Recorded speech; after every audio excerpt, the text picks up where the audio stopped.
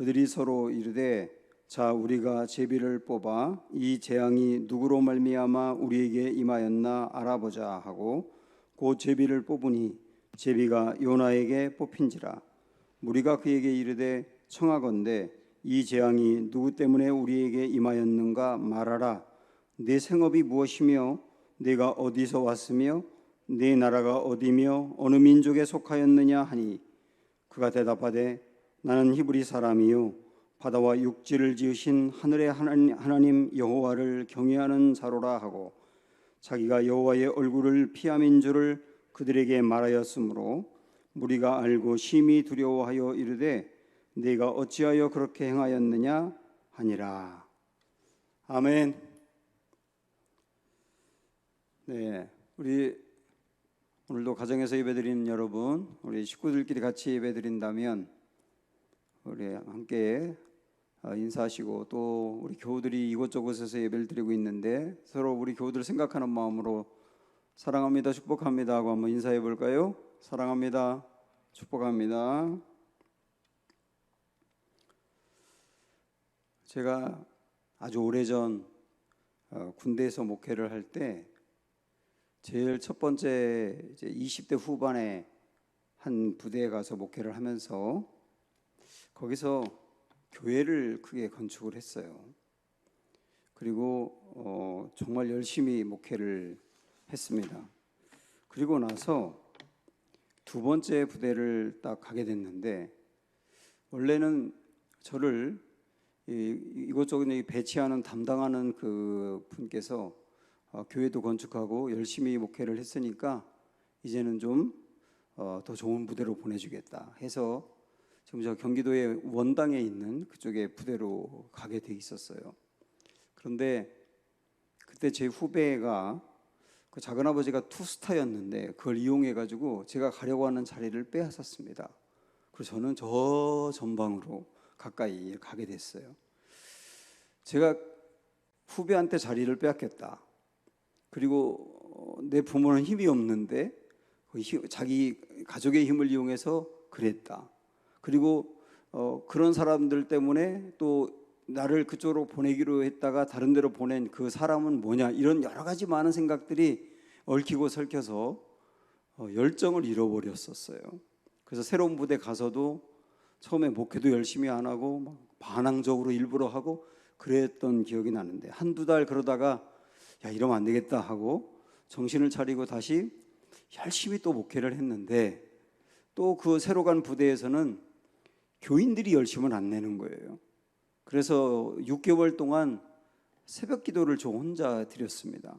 제가 살던 집에서 겨울에 이렇게 가까이 되면 눈이 많이 왔는데 그 눈 오는 날 새벽에도 제 승용차를 타고 막 언덕을 몇 개 넘어가면서 차가 막 이렇게 밀리기도 하고 그러는 가운데서도 가면 아무도 없고 또 그러면 아무도 없고 그러다 보니까 나중에는 목회에 대한 또 열정이 사라져 버려서 굉장히 침체에 빠져서 힘들었던 적이 있어요.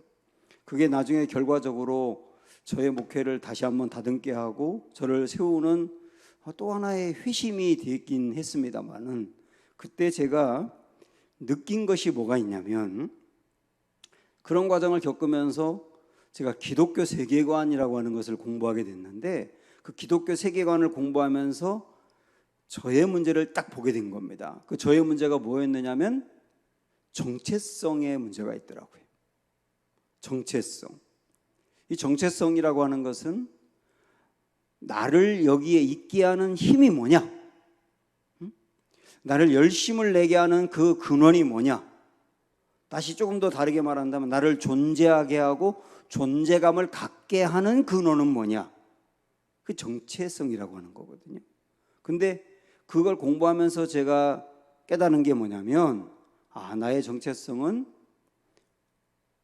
하나님을 믿는 신앙 그런 게 아니라 열심이었다는 걸 알게 됐어요. 내가 해야 될 일에 열심을 내는 거, 그 열심을 내는 게 나를 지탱하는 거였고 뭔가 열심을 내어서 그 열심을 낸 것만큼 결과를 얻으면 그것으로 만족하고 그리고 그것에서 내 자존감도 얻고 그런데 내가 열심히 했는데 열심히 한 것만큼 결과가 나오지 않았을 때 완전히 좌절하고 그리고 나를 알아주지 않을 때 삐딱하게 나가고, 그러는 저의 문제는 결국 정체성의 문제였더라고요. 그러면서 제가 또 깨달은 게 뭐냐면, 정체성이 바르게 정립되지 않으면 신앙에 큰 문제가 생길 수 있고, 그리고 하나님 앞에 순종하는데도 문제가 크게 생길 수 있다는 걸 알게 됐어요. 목사이면서도. 그래서 그때부터 제가 정체성 얘기를 참 많이 하게 되는데, 오늘도 우리 요나서 말씀을 통해서 이 정체성 문제를 한번 이렇게 파고 들어가고 싶습니다. 한번 이 요나의 모습에서 우리들 각자의 모습을 볼 수 있으면 좋겠다는 생각이 들어요. 자, 지금 우리가 보고 있는 이 요나서는 지금 어디에 와 있느냐면, 요나가 불순종하고 다시스로 가다가 큰 풍랑을 만나지 않았습니까? 풍랑을 만나고 난 다음에 그 뱃사람들이 배 밑에서 자고 있는 요나를 깨우면서 꾸중을 하고, 너는 이 심각한 상황에 왜 이렇게 세상 사람들이 이렇게 어려운데 너는 이걸 몰라주는 거냐? 이런 그 상황까지 우리가 온 걸 봤지 않습니까? 그래서 지난 시간에 우리는 지금 교회가 세상의 숙제가 되고 있고, 세상의 그 큰 어려운 문제에 교회가 오히려 외면하는 것 같은, 이런 거는 안 된다라고 하는 것도 이렇게 연결을 해봤습니다. 자, 그 다음에 오늘 스토리로 돌아오게 되는데요. 오늘 이야기는 뭐냐면, 이제 뱃사람들이 큰 풍랑이 갑자기 일어난 것을 보고, 야, 분명히 이 배에 타고 있는 누군가가 신에게 큰 잘못을 범했구나 라고 생각하게 됩니다. 왜냐하면 이때 당시 사람들은, 배를 타고 다니는 사람들은 그랬을 것 같아요, 생각이. 그래서 이 배 안에 있는 누가 잘못을 범했는지를 알아보자. 그리고 선택한 방법이 뭐냐면 제비뽑기였던 겁니다. 3번 7절 보시면, 그들이 서로 이르되, 자, 우리가 제비를 뽑아 이 재앙이 누구로 말미암아 우리에게 임하였나 알아보자 하고 그 제비를 뽑으니 제비가 요나에게 뽑힌지라 그랬어요. 그러니까 제비를 뽑았는데요, 이때 당시 사람들은, 그러니까 이 문제가 있는 사람을 뽑아내는 방법을 제비 뽑기로 그때 당시에 누구나 그렇게 했어요. 성경에서도 제비 뽑기의 방법이 하나님의 뜻을 알아내는 길이기도 했습니다. 그래서 잠언서 16장 33절에 보면, 제비를 뽑는 것은 사람이지만 그러나 모든 일을 작정하기는 여호와께 있느니라. 그래서 제비를 뽑더라도 그냥 사람이 우연히 뽑는 것 같아도 그 일을 계획하고 작정하고 이루어 가시는 분은 하나님이시라, 그런 얘기거든요. 이게 성경적인 방법이기도 합니다. 그래서 어쨌든 제비를 딱 뽑았는데 요나가 뽑힌 거예요. 자, 바로 이때 요나에게 배에 있는 사람들이 질문을 막 쏟아냅니다. 융단 폭격을 하는 것처럼 질문을 하는데 크게 5가지가 나와요. 여러분, 이 질문을 일단 한번 볼까요? 무슨 질문하는가? 8절 보고 또 11절 보면 5가지 질문을 합니다. 자, 8절 먼저 볼까요? 다 같이 시작.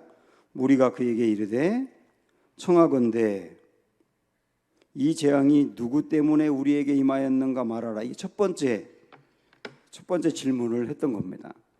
이 재앙이 누구 때문에 우리에게 임하였는가 말하라. 이렇게 첫 번째 질문을 하고 나니까, 그다음에 이제 두 번째 질문이 되는데요. 두 번째 질문 한번 볼까요? 시작. 내 생업이 무엇이며, 세 번째는 내가 어디서 왔으며, 네 번째 네 나라가 어디며 어느 민족에 속하였는가 하니, 그다음에 11절로 가면 5번째 질문이 나옵니다. 바다가 점점 흉용한지라 무리가 그에게 이르되 우리가 너를 어떻게 하여야 바다가 우리를 위하여 잔잔하겠느냐. 이 5가지 질문을 쏟아내요.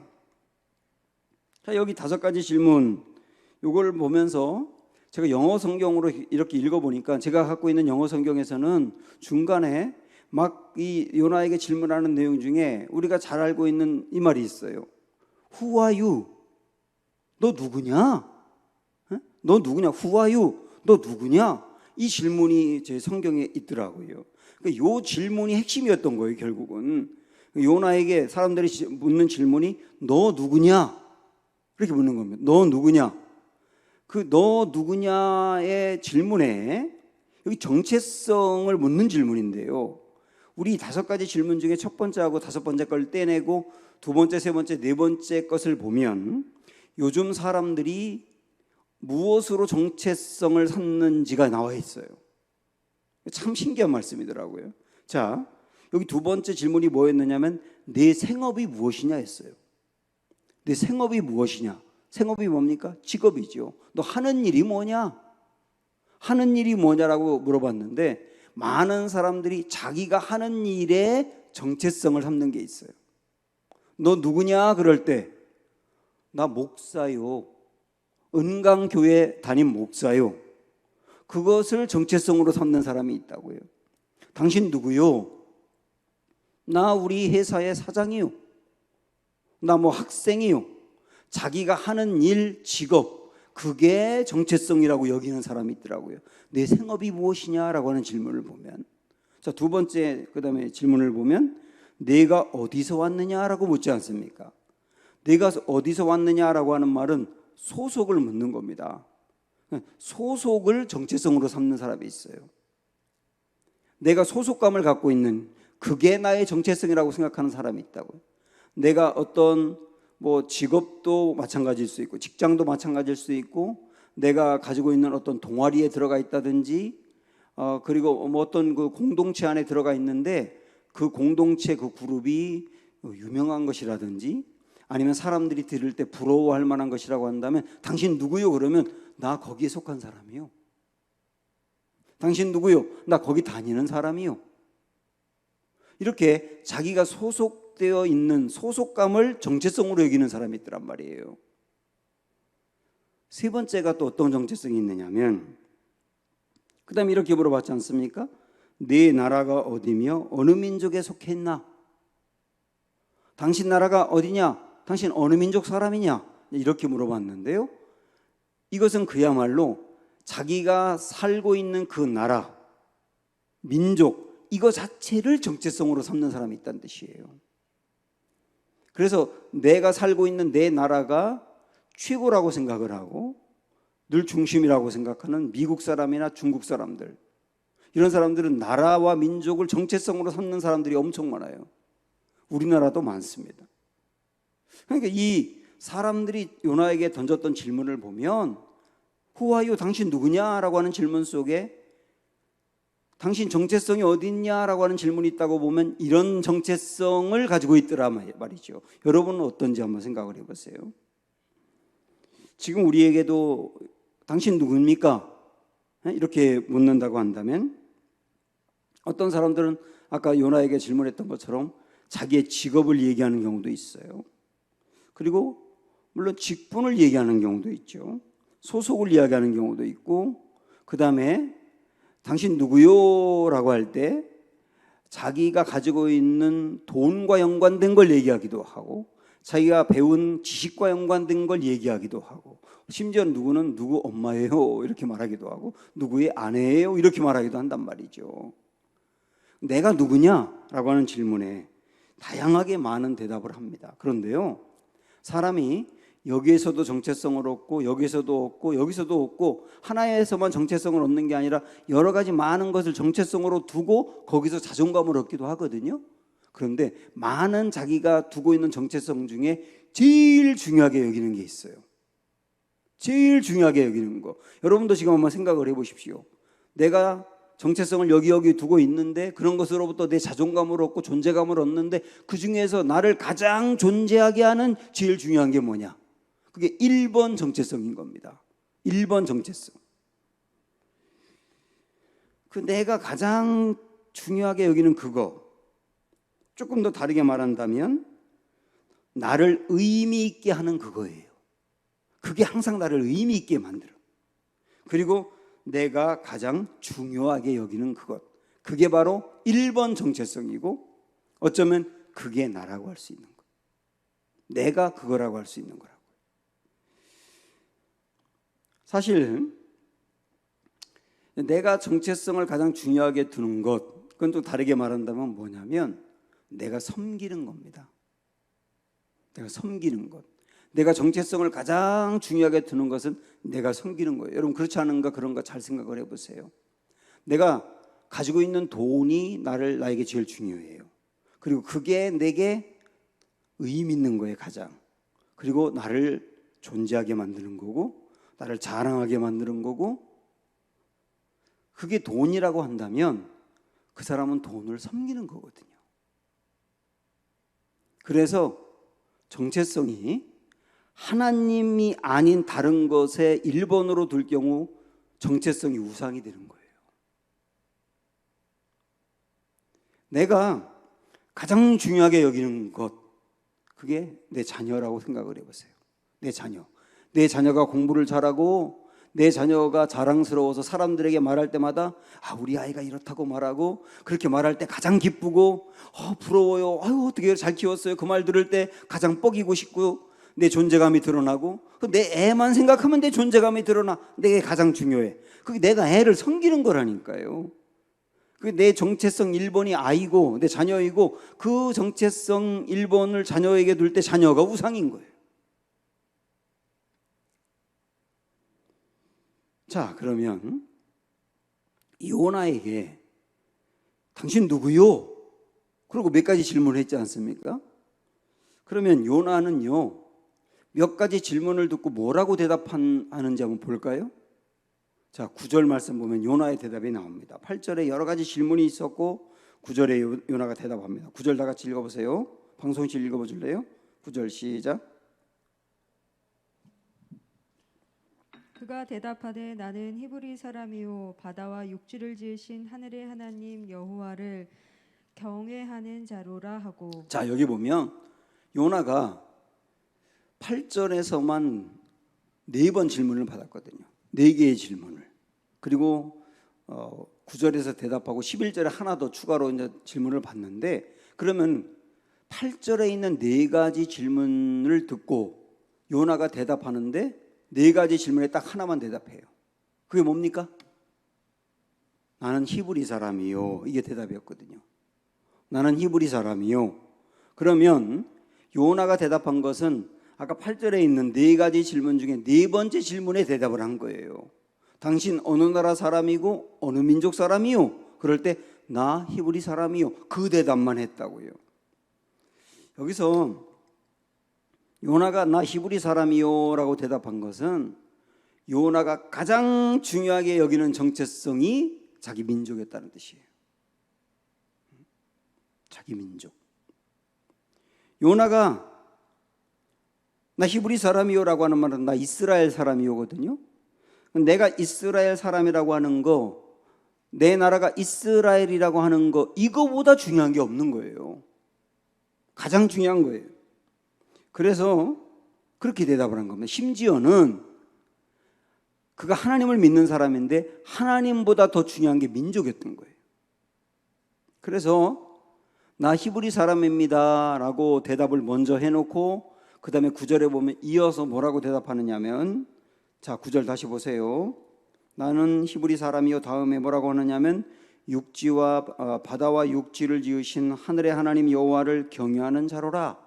이렇게 대답을 합니다. 이건 묻지 않은 건데 대답한 거거든요.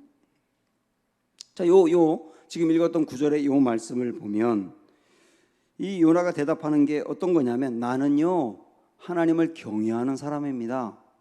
이렇게 대답을 했고, 내가 경외하는 하나님은 바다와 육지를 만드신 창조주입니다. 그리고 내가 경외하는 하나님은 하늘의 하나님입니다. 그렇게 대답한 거예요. 하늘의 하나님이라고 하는 말은 초월적인 하나님이라는 뜻입니다. 지금 이 배에 타고 있는 뱃사람들은 바알신을 섬기는 히타이트족들이거든요. 이 사람들이 주로 그때 배를 끌고 다니는 사람들이었어요. 그런데 그 사람들은 전부 다 바알신을 믿는 사람이라고요. 그래서 요나는 바알신을 믿고 있는 사람들에게 뭐라고 말하냐면 내가 믿는 여호와 하나님이 온 세상을 만든 창조주입니다.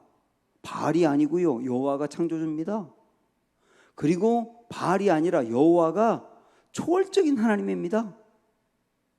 나 그 하나님 경외합니다. 이렇게 대답을 했어요. 그러니까 이 대답만 놓고 보면 정말 대답을 잘한 거라고요. 그런데 요나의 이 구절에 있는 대답을 보면 크게 두 가지 문제가 있는 것을 발견할 수 있어요. 하나는 조금 아까 했던 그 하나님에 대해서 고백했던 대답, 신앙 고백 같은데, 고백은 정말 훌륭하게 했는데, 그런데 그의 실제 문제는 뭐냐면 나 여호와 경외하는 사람입니다, 그렇게 고백을 해놓고 여호와를 피해서 도망간단 말이에요. 그 다음에 우리 하나님, 내가 믿는 하나님은 세상을 만드신 창조주고 초월적인 하나님입니다, 이렇게 고백을 해놓고 풍랑을 만났을 때 기도하지 않는단 말이에요. 그래서 요나가 신앙 고백은 그렇게 했지만, 그러나 그의 고백이 사람들에게 긍정적인 영향을 전혀 주지 않고 오히려 하나님의 신뢰만 떨어뜨려 버린 거예요. 이게 요나의 문제예요. 구절에서 보는 문제. 그런데 어쩌면 더 큰 요나의 문제는 뭐냐면, 조금 아까 우리가 본 것처럼 그는 그의 인생에 가장 중요한 거, 다 포기해도 포기할 수 없는 거, 자기의 정체성을 두고 있는 1번이 히브리 민족이라고 하는 거예요. 자기 민족이 제일 중요해. 자기 민족이 잘 되고 자기 민족이 복받고, 그게 무엇보다 제일 중요해요. 애국자죠. 애국자인데 그게 제일 중요해요. 근데 누구보다 중요하냐면 하나님보다 중요한 거예요. 하나님을 믿는 것보다 중요하고, 하나님과 교제하는 것보다 중요하고, 하나님이 주신 사명을 감당하는 것보다 중요한 거예요. 하나님을 믿는 거, 하나님과 교제하는 거, 하나님의 사명 감당하는 것을 뭐라고 말할 수 있어요? 신앙생활이라고 말할 수 있잖아요. 신앙생활보다 내 민족이 훨씬 더 중요한 거예요. 이게 요나의 문제입니다. 정체성의 문제. 결국은 그래서 내 민족이 잘 되는 게 제일 중요하기 때문에, 하나님의 말씀보다 중요하고 하나님의 사명보다 중요하기 때문에 하나님이 너 니느웨 가서 말씀을 전해 그랬는데, 니느웨는 나쁜 민족이고 이스라엘을 괴롭히는 민족이기 때문에 망해야 되거든요. 근데 자기가 니느웨로 가서 복음을 전했는데 니느웨 사람들이 회개하고 달라지면 망하지 않지 않습니까? 그러니까 니느웨로 가기 싫은 거예요. 왜? 내 민족 때문에. 거기 잘 되면 안 되니까, 내 민족 잘 돼야 되니까 안 간 거예요. 그래서 내 민족 때문에 결국은 하나님의 말씀도 불순종했다고 해요. 이걸 다르게 말한다면, 내가 제일 중요하게 여기는 정체성 때문에 하나님이 주신 말씀이 중요하지가 않은 거예요. 하나님은 뒷전이에요. 내가 갖고 있는 정체성 1번이 제일 중요한 것이지. 이게 신앙의 문제라니까요. 요나의 문제고 우리의 문제고. 그래서 하나님 외에 다른 것을 정체성 1번으로 두면 그게 우상숭배라고 말하는 겁니다. 제가 드리는 이 말씀을 민족을 사랑하지 말라 그렇게 얘기하는 게 아니잖아요. 그리고 민족의 문제가 중요하지 않다 그런 얘기도 아니잖아요. 뭐 코로나가 갑자기 많이 발생하게 된 게 어떤 목사님과 어떤 교회가 우리는 하나님께 예배드려야 된다, 우리 신앙이 중요하다, 그래서 자기 신앙 지키겠다고 하다가 이 일들이 벌어졌는데, 그 사람들을 옹호하는 것도 절대 아니에요. 그 사람들은 오히려 요나가 가졌던 아까 첫 번째 문제였던 자기가 믿는 신앙 때문에 사회에 어려움을 두고 그래서 하나님의 신뢰를 잃게 만든 문제가 그들에게도 있는 거예요. 여기서 우리가 바라보려고 하는 것은 뭐냐면, 민족을 사랑하는 게 중요하지 않다가 아니라, 아무리 중요하다 하더라도, 그 무엇이 중요하다 하더라도 하나님을 사랑하고 하나님을 경외하며 하나님의 말씀을 지키며 순종하는 신앙생활보다 중요한 게 있을 수 없다예요. 여러분, 제가 너무 가혹하게 말씀드린다고 생각합니까? 그런데 이 부분이 정립되지 않으면 신앙생활 많은 부분이 혼란스러워지고요. 그리고 내가 정체성 1번으로 생각하는 것이 하나님이 아닌 다른 거라면 결국 그것 때문에 무너지게 돼 있어요. 내가 정체성으로 생각하는 게 돈이면 결국 돈 때문에 무너진다고요. 내가 정체성으로 생각하는 거 1번이 자녀면 결국 자녀 때문에 눈물을 흘리게 돼 있어요. 하나님의 다른 어떤 것도 정체성 1번이 되어서는 안 되는 문제예요. 그래서